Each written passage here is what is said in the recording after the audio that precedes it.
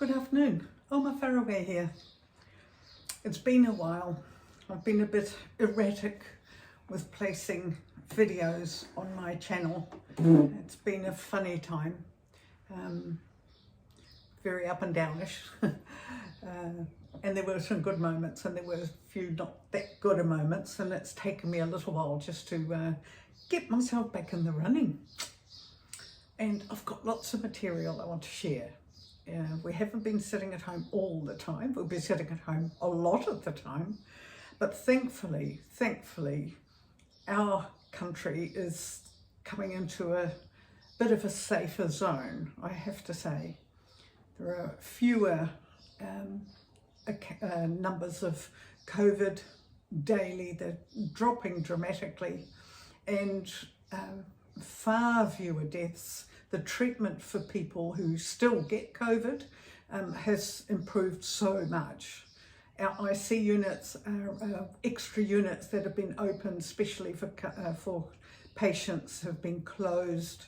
A lot of normal surgeries are allowed to happen again, even though I do feel sorry for the staff who have worked so hard and are now faced with a lot of things that they need to catch up on, and must be really hard for them.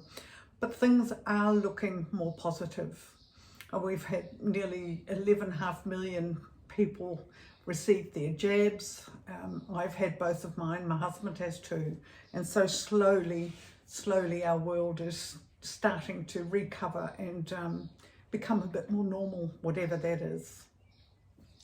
I hope that we've learnt a lot from this, because I'm sure that one day there will be another virus of whatever sort, because it's the world we live in, where I'm not going to be depressive about it or anything, but let's face it, our pollution and our way of life causes all sorts of things, so we really need to look into that. But anyway, on a more positive note, we haven't been sitting still. We have had lockdown for almost 18 months with a gap of about 2 months last summer. And things looked up so well, and I think that there were just too many restrictions lifted too soon, which ended up sending us back down into a spiral. So now the government is being a bit more cautious, but they are slowly but surely lifting restrictions.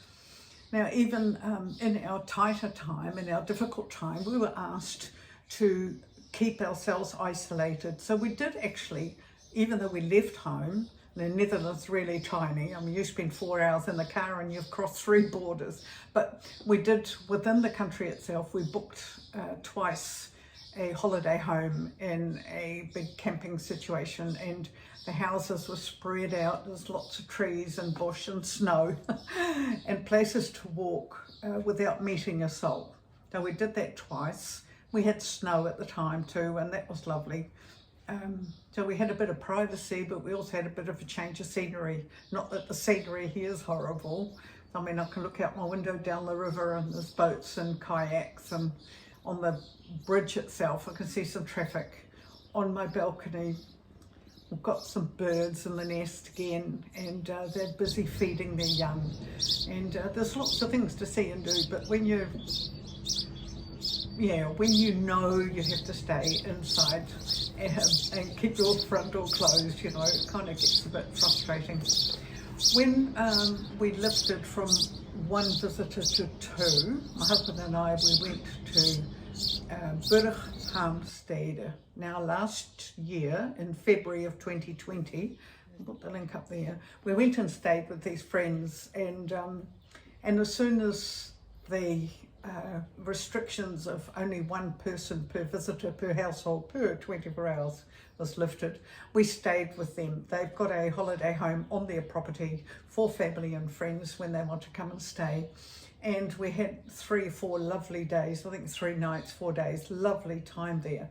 So it was very refreshing and energizing to actually totally get out of that system of feeling like you're locked in. And from then on, we did, the odd extra was added to our list of things we were allowed to do. So yes, we did. And and it was lovely. We spent a few nights at a hotel that we like to visit, and I've put a few shots up of their gardens, and it's just lovely. So I'll be working on that video, which I haven't done yet. I'll be working on the video of those friends where we stayed. We were in a province called Zeeland, not New Zealand, but Zeeland. And in 1953, extreme flooding there, which changed the face of the earth for them. A lot of lives were lost, a lot of land, and yeah, that's changed the nature of the landscape there totally. Very interesting to go to, and a lot of museums and places where you can go to find out how it used to be and how it is now, and how they coped with all that excess water that washed away so much. And what else did we do? Yeah, well, we were allowed to shop eventually. We were allowed to shop by appointment. So I went into town. I'm not really, don't like going into town every day shopping or whatever. I don't like walking the streets in and out of every shop. I normally have a list, and I go to that store and I see what I want to see, and if it's to my liking, I buy it and I'll go home, and if not, well, I'll forget it and go another time. So, but I did purchase a couple of things, shopping by appointment. But the other day, a friend of my neighbour, she and I went to a city called Zertogenbosch, but we actually call it Den Bosch for short. And we were allowed to shop without an appointment, and we did shop.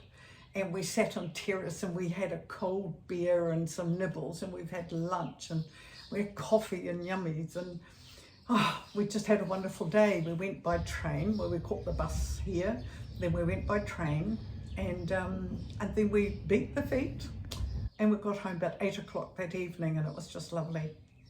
And my husband has popped off away on a little holiday of his own, and he'll be home next Friday. So he's got his little tent and all the bits and pieces he needs, a cooker and his mattress and things and everything to keep him comfortable. And he's just out there with his binoculars and his walking boots and just feeling the freedom. He used his time well during COVID. He wrote a book, he and a co-author, and the sales went really well and they're totally happy, but he just now felt the need to get out and spread his wings a little and empty his head. So yeah, that was one of the things I've done. So back in the train, I think it's been 18 months or more since I took the train to anywhere.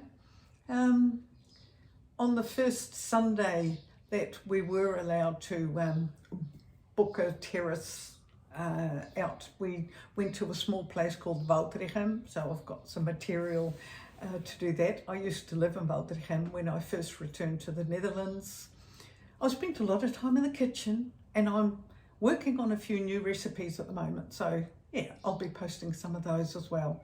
So I've kind of wound myself back up to doing the things I love to do, and being a little bit more energetic.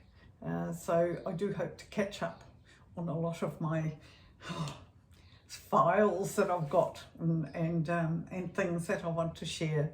So yeah, it's good. It's good. Life is slowly taking shape, and we're feeling a bit more confident that that the worst, fingers crossed, is behind us, and we're hoping for a good summer. So yeah, that's about the size of it. I did write down a few things I've done. Oh, obviously my bike rides and walks in the neighbourhood. Gosh, plenty of those. So yeah, it's good. It's good that our days are starting to take a bit more of a normal shape, and I'm looking forward to that sense of freedom. Still wearing the face masks, and still washing hands, and still keeping distance, but we're doing it a bit more naturally. And I do think that now that we've had about 11.5 million shots into people's arms, that slowly but surely the world is going to repair itself, and hopefully lessons learned. So I'm going to start editing. I hope you enjoy some of the things that I've still got in store for you. Thanks for watching, and leave a like, subscribe if you want to really keep up with everything that's to come, and why not share with a friend, because maybe they'll be interested too. So thanks so much for faithful watchers of my channel, and I hope to bring you lots more in the future. Bye for now. Oma far away, getting ready to edit her videos.